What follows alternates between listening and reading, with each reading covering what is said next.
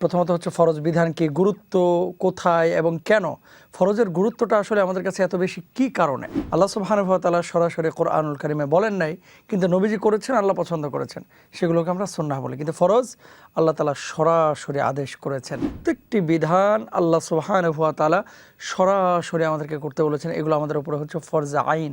5 ওয়াক্ত নামাজ আমরা ফরজ আদায় করি। এই 5 ওয়াক্ত নামাজের মধ্যে 17 রাকাত ফরজ আছে। আলহামদুলিল্লাহ, এমন একটি ইবাদত যেটা প্রত্যেকটা মানুষকে আদায় করতেই হবে। আউয়ালু মা ইউহাসাবু বিহিল আবদ ইয়াউমাল কিয়ামাতি আস-সালাহ, কিয়ামতের ময়দান প্রথম হিসাবই হচ্ছে নামাজের হিসাব।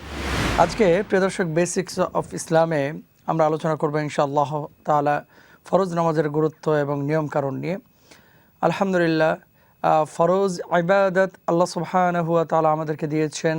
এই ফরজ ইবাদত এমন কিছু বিষয় আল্লাহ তাআলা আদেশ করেছেন যে বিষয়গুলো যদি আমরা না মানি তাহলে ফরজ তরকের গুনাহ হবে এবং এক্ষেত্রে আমরা ক্ষতির সম্মুখীন হব। আখিরাতে আল্লাহ সুবহানাহু ওয়া তাআলার প্রধান্বিত অবস্থার মুখোমুখি হব, বিচারিক আদালতের মুখোমুখি হব এবং সেখানে আল্লাহ তাআলা আমাদেরকে অবশ্যই পাকড়াও করবেন। বিধিবিধানের ক্ষেত্রে কয়েকটি বিষয় আমাদের না জানলেই নয়। প্রথমত হচ্ছে ফরজ বিধান কি, গুরুত্ব কোথায় এবং কেন, ফরজের গুরুত্বটা আসলে আমাদের কাছে এত বেশি কি কারণে। কিছু বিধান যেটা রাসূল আকরাম সাল্লাল্লাহু আলাইহি ওয়াসাল্লাম নিজে করেছেন, আল্লাহ পছন্দ করেছেন। আল্লাহ সুবহানাহু ওয়া তাআলা সরাসরি কোরআনুল কারিমে বলেন নাই, কিন্তু নবীজি করেছেন, আল্লাহ পছন্দ করেছেন, সেগুলোকে আমরা সুন্নাহ বলি। কিন্তু ফরজ আল্লাহ তাআলা সরাসরি আদেশ করেছেন। যেমন নামাজ, 5 ওয়াক্ত নামাজ আমরা আদায় করি, এটা হচ্ছে ফরজ একটি বিধান। এই ফরজ 2 ধরনের হয়ে থাকে, একটি হচ্ছে ফরজে আইন আর একটি হচ্ছে ফরজে কিফায়া।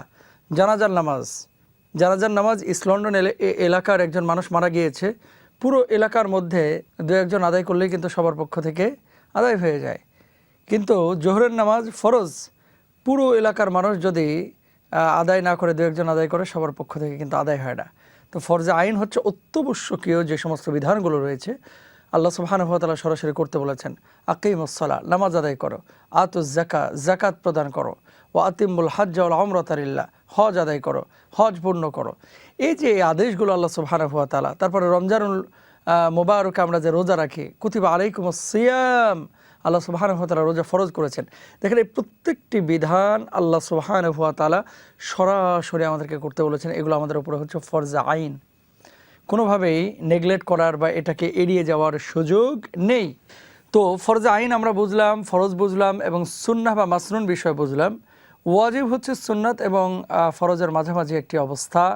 আল্লাহ সুবহানাহু ওয়া তাআলা যে বিধান আমাদেরকে দিয়েছেন, যেমন 2 ঈদের নামাজ ওয়াজিব, তারপরে ভিতরের নামাজ ওয়াজিব, আমরা নামাজের মধ্যে আত্তাহিয়াত পড়ছি ওয়াজিব, এই সমস্ত বিধানগুলো আল্লাহ সুবহানাহু ওয়া তাআলা করতে বলেছেন, আমরা করেছি। তবে ফরজের পরেই হচ্ছে ওয়াজিবের স্তর, এরপরে হচ্ছে সুন্নাহ, এরপরে হচ্ছে নওয়াফিল। এই তারতম্য বা আপনার সংজ্ঞাগুলো না বুঝলে অনেকে আমরা সুন্নাত এবং ফরজকে গুলিয়ে ফেলি।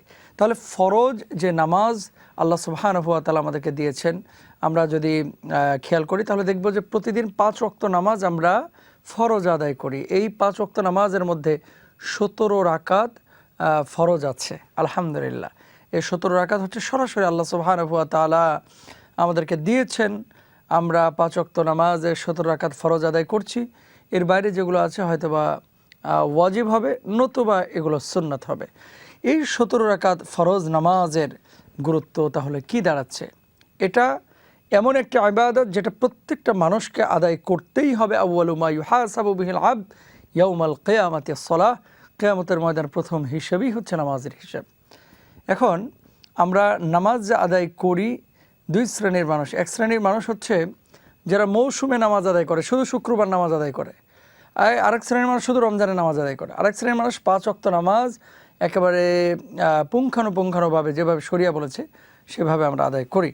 আল্লাহ সুবহানাহু ওয়া তাআলা আমাদেরকে আদায় করতে বলেছেন, আমরা আদায় করি। ফরজ যে বিষয়টি, এটা বুঝলাম যে অত্যাবশ্যকীয় করণীয় বিষয়, যেটা আল্লাহর পক্ষ থেকে আমাদেরকে আদেশ করা হয়েছে।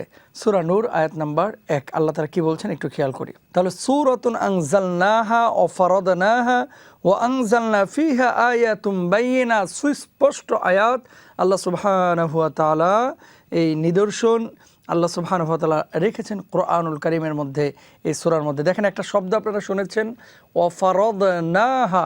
আল্লাহ বলছেন যে এই সূরা আমি নাজিল করেছি এবং আমি আল্লাহ সুবহানাহু ওয়া তাআলা অত্যাবশ্যক করে দিয়েছি, ফরজ করে দিয়েছি। দেখেন এই যে এই ফরজ শব্দ থেকেই কিন্তু আমরা ফরজ বলে থাকি। তাহলে পেয়েছি আমরা আলহামদুলিল্লাহ ফরজের গুরুত্ব অপরিসীম।